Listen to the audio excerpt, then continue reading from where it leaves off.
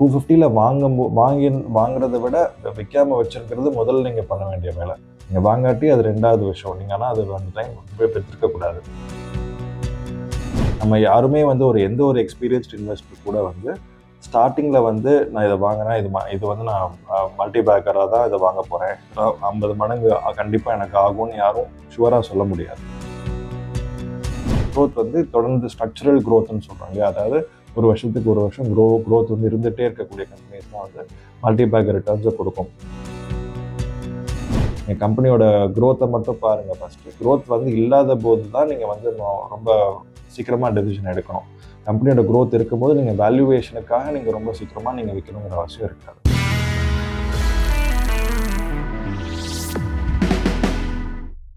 வணக்கம். நான் இப்போ உங்கள்கிட்ட ஒரு இம்பார்ட்டண்ட்டான டாபிக் நம்ம பேச போகிறோம். இப்போ மல்டி பேக்கர்ஸ்னு நீங்கள் எல்லாரும் கேள்விப்பட்டிருப்பீங்க. இன்வெஸ்டிங் பொறுத்த வரைக்கும் எல்லாரும் சொல்லக்கூடிய விஷயம் மல்டி பேக்கர்ஸுங்கிறது தான். மல்டி பேக்கர்ஸ்னால் ஏன் இவ்வளோ பெரிய விஷயமா இருக்குது, ஏன் எல்லோரும் இதை தேடி ஓடுறாங்கன்னு பார்க்கணும். முதல்ல மல்டி பேக்கர்ஸ்னால் என்னென்னா, நீங்கள் ஒரு 100 போட்டு நீங்கள் அது ஒரு 300 இல்லை 400, அதாவது 3 மடங்கு 4 மடங்கு அந்த மாதிரி போகிற ஸ்டாக் மல்டி பேக்கர்ஸ்ன்னு சொல்லுவோம். சில பேர் இது 50 மடங்கு இல்லை 100 மடங்கு கூட போகிற வரைக்கும் பார்ப்பாங்க. ஒரு ஸ்டாக்கை வாங்கி 50 மடங்கு போகிற வரைக்கும் அதை வச்சுருப்பேன்னு சொல்லுவாங்க. ஸோ இந்த மாதிரி இன்வெஸ்ட் பண்ணுறது தான் மல்டி பேக்கர் இன்வெஸ்டிங். ஸோ ஒருத்தர் எப்படி மல்டி பேக்கரை ஐடென்டிஃபை பண்ணுறதுங்கிறது அடுத்த ஒரு முக்கியமான கேள்வியாக இருக்குது. ஸோ மல்டி பேக்கரை நம்ம வாங்கும்போதே நமக்கு தெரியாது இது மல்டி பேக்கர் ஆகுங்கிறது சொல்ல முடியாது.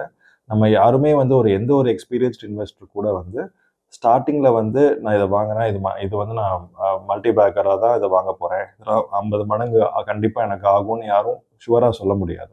ஏன்னா அந்த கம்பெனிக்கே எந்த அளவு க்ரோத் இருக்குன்னு ரொம்ப நாளைக்கு ஃபோர்காஸ்ட் பண்ண முடியாது. அது அடுத்த வருஷத்துக்கோ இல்லை ஒரு அடுத்த 6 மாதத்துக்கோ தான் கம்பெனியோட க்ரோத் என்னென்னு கம்பெனி நடத்துகிறவங்களுக்கே ஓரளவுக்கு தெரியும்.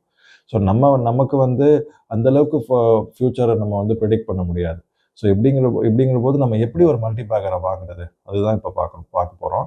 இப்போ மல்டி பேக்கர்னால் நம்ம முக்கியமான விஷயம் 2 இன்க்ரீடியன்ட் இருக்குது. ஒன்று நம்ம எவ்வளோ நாளைக்கு வச்சுக்கிறோங்கிறது, எவ்வளோ பேஷண்ட்டாக ஒருத்தவங்க அந்த ஸ்டாக்கை வாங்கினதுக்கப்புறம் வச்சுக்கிறாங்கங்கிறது தான்.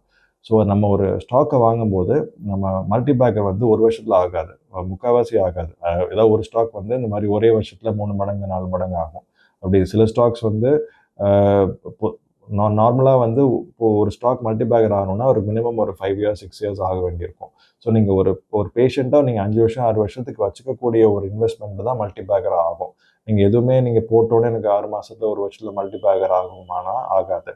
ஸோ இப்போ நம்ம first ingredient for a multi Baker it is time. So நம்ம ஒரு மினிமம் ஒரு 5 இயர்ஸ், மேக்ஸிமம் அந்த கம்பெனி எவ்வளோ நாளைக்கு நல்ல கம்பெனியாக இருக்கோ, நல்ல ஒரு க்ரோயிங் கம்பெனியாக இருக்கோ, நம்ம அது வரைக்கும் வச்சுக்கணும். அப்போ தான் அது ஒரு மல்டி பேக்கராக நமக்கு வரும். 2வது இன்க்ரீடியன்ட் நம்ம கரெக்டான மதிப்பில் வாங்குறது. ஒரு வேல்யூ நம்ம அதிகமாக விலை கொடுத்து வாங்கிட்டோம்னா நம்ம என்ன ஒரு க்ரோத் வந்தாலும் அதுலேருந்து நமக்கு கூட வரக்கூடிய ரிட்டர்ன் லிமிட்டடாக தான் இருக்கும். நமக்கு இப்போ ஒரு மல்டி பேக்கர் ரிட்டர்ன் அந்த இடத்துலேருந்து நமக்கு வர்றது ரொம்ப ரொம்ப கஷ்டம். ஸோ இப்போ நம்ம எப்போ நமக்கு ஒரு ஸ்டாக் மல்டி பேக்கர் ஆகுதுன்னா, நம்ம ஒரு அண்டர் வேல்யூட் ஜோன்லேருந்து நம்ம வாங்கி அது ஓவர் வேல்யூட் ஜோனுக்கு போகும்போது அது ஒரு மல்டி பேக்கர் ரிட்டர்ன் நம்ம கொடுக்க வாய்ப்பு இருக்குது. ஸோ இந்த 2 ஃபேக்டர்ஸ் தான் நான் ரொம்ப ரொம்ப முக்கியமாக பார்க்குறேன். ஒன்று டைமு, எவ்வளோ டைம் நம்ம வச்சுக்கிறோங்கிறது. இன்னொன்று எந்த வேல்யூவில் வாங்குகிறோம், இவ்வளோ சீப்பாக வாங்குகிறோம். நம்ம வேறு யாருமே பார்க்காத போது நம்ம வாங்கும்போது ஒரு சீப்பாக நம்ம கிடைக்கும்போது, வேறு மற்றவங்க வாங்குறதுக்கு முன்னாடியே நம்ம வாங்கும்போது அது நல்லா பண்ண கம்பெனி நல்லா பண்ண மற்றவங்க அதுக்கப்புறம் வாங்கும்போது நமக்கு அந்த ரிட்டர்ன் வரும். நமக்கு ரிட்டர்ன் வரும்போது அது பெரிய ரிட்டர்னாக வரும். ஸோ அதுதான் இந்த மல்டி பேக்கர் ரிட்டர்ன்ஸ் தரக்கூடிய ஒரு பாயிண்ட்ஸாக இருக்குது. இது தவிர இந்த மல்டி பேக்கர் ஸ்டாக்ஸை எப்படி ஐடென்டிஃபை பண்ணுறதுங்கிற ஒரு 3வது விஷயம் இருக்குது. அது எப்படின்னா, நமக்கு ஒரு க்ரோயிங் கம்பெனியாக இருக்கணும். அந்த க்ரோயிங் கம்பெனி அதிகமாக க்ரோத் என்னென்னா, அவங்களோட க்ரோத்துக்கு அவங்களுக்கு கேபிட்டல் போதுமான அளவுக்கு இருக்கணும். அவங்க அடுத்தடுத்த ப்ராஃபிட்டை திருப்பி அவங்க கம்பெனிக்குள்ளே போட்டு அதுலேருந்து இன்னும் க்ரோத் அதிகமாக பண்ணக்கூடிய கம்பெனிஸாக இருக்கணும். ஸோ இப்போ இந்த மாதிரி கம்பெனிஸ்க்கு ஒரு மோட்டுன்னு சொல்லுவோம். அதாவது காம்படிட்டிவ் அட்வான்டேஜ் இருக்கணும். அவங்க இண்டஸ்ட்ரியில் அவங்கள விட மற்றவங்களுக்கு அந்தளவுக்கு காம்படிட்டிவ் அட்வான்டேஜ் இருக்கக்கூடாது. ஸோ இந்த கம்பெனிக்கு தான் அந்த இண்டஸ்ட்ரியில் வின் பண்ணுறதுக்கான ஒரு அட்வான்டேஜ் இருக்கணும். அந்த மாதிரி கம்பெனிஸால் தான் தொடர்ந்து க்ரோ பண்ண முடியும். ஸோ தொடர்ந்து க்ரோ பண்ண முடிய கம்பெனிஸ்கிட்ட மட்டும்தான் மல்டி பேக்கராக வாங்க முடியும். அப்படி இல்லாட்டி ஒரு 2 வருஷத்துக்கு அப்புறம் திருப்பி சைக்கிள் மாறுது அப்படிங்கும்போது திருப்பி அந்த சைக்கிள் நமக்கு குறையும் போது அந்த கம்பெனி நம்ம அந்த இடத்துல விற்காட்டி அது வந்து ஒரு ப்ராப்ளமாக இருக்கும். ஆனால் இந்த மல்டிபேக்கர் கம்பெனிஸ் வந்து விற்க தேவையில்லாத கம்பெனிஸாக இருக்கணும். நமக்கு வந்து க்ரோத் வந்து தொடர்ந்து ஸ்ட்ரக்சரல் க்ரோத்னு சொல்கிறோம் இல்லையா? அதாவது ஒரு வருஷத்துக்கு ஒரு வருஷம் க்ரோத் வந்து இருந்துகிட்டே இருக்கக்கூடிய கம்பெனிஸ் தான் வந்து மல்டிபேக்கர் ரிட்டர்ன்ஸை கொடுக்கும். ஸோ இந்த மாதிரி கம்பெனிஸ் வந்து நமக்கு நிறையா குவாலிட்டி கம்பெனிஸ்ன்னு சொல்கிறோம் இல்லையா? Quality companies are companies which can give you some multibagger returns. இதை நம்ம வந்து ரொம்ப ரொம்ப நாளைக்கு வச்சுக்கும் போது நமக்கு அந்த ரிட்டர்ன்ஸ் வந்து ஒரு மல்டிபேக்கர் ரிட்டர்ன்ஸாக கிடைக்க வாய்ப்பு இருக்குது. ஸோ மல்டிபேக்கரில் நான் சொன்ன ஒரு முக்கியமான விஷயம் வந்து டைம் அண்ட் பேஷன்ஸ் தானே. அதில் ஒரு 5 வருஷம் 6 வருஷம் நம்ம ஹோல்ட் பண்ணக்கூடிய ஒரு இன்வெஸ்ட்மெண்ட்டாக இருக்கணுங்கிற போது மார்க்கெட்டில் வந்து நிறைய கரெக்ஷன்ஸ் வரலாம். அந்த டைமில் வந்து ஒரு நெகட்டிவ் நியூஸ் வரும்போது ஷேர் ப்ரைஸ் வந்து 30-40% நம்ம வாங்கக்கூடிய கம்பெனியோட ஷேர் ப்ரைஸ் வந்து 30% குறையக்கூட வாய்ப்பு இருக்குது. இப்போ ஒரு எக்ஸாம்பிளுக்கு சொல்லணும்னா, இப்போ வந்து பிஎஸ்சி லிமிடெட் வந்து லாஸ்ட் ஒரு 5 இயர்ஸ்க்கு முன்னாடி பார்த்தீங்கன்னா ஒரு ₹1000 ப்ரீ ஸ்பிளிட் இருந்தது.